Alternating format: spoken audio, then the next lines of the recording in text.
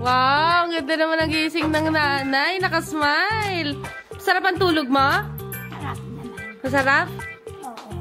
Good morning mga kaapo! Kamusta naman ang umaga nyo? Tuwing umaga nga ay ganito kami ni nanay. Pinaghahandaan ko siya ng almusal para naman may lakas siya the whole day. Pagkakaganda ng gising ng nanay. Sana'y ganyan lagi. Good vibes sa morning. Bakit lagitin? Nakatulog ka ganang maayos? Maayos iman. Maayos? Buti na lang talaga at na-discover ko itong Caress diaper.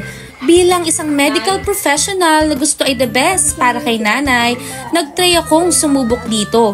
Sa gayon nga ay maiwasan rin namin ng nanay na sasamahan siya lagi sa gabi sa CR.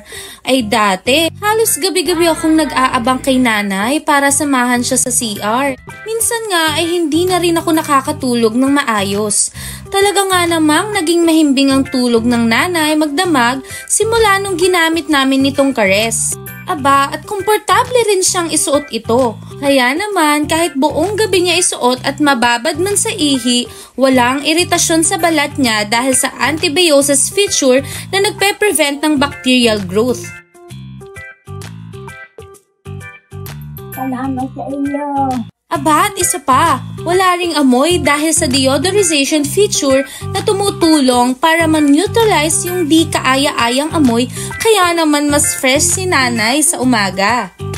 Abay, sana'y ganito lagi. Kapag good mood ang lola, good mood na rin ang family. Buti na lang at may Caress. Katulong ko ito sa proteksyon ni nanay para sa maaliwalas at good vibes na umaga. Dahil when you love, you caress.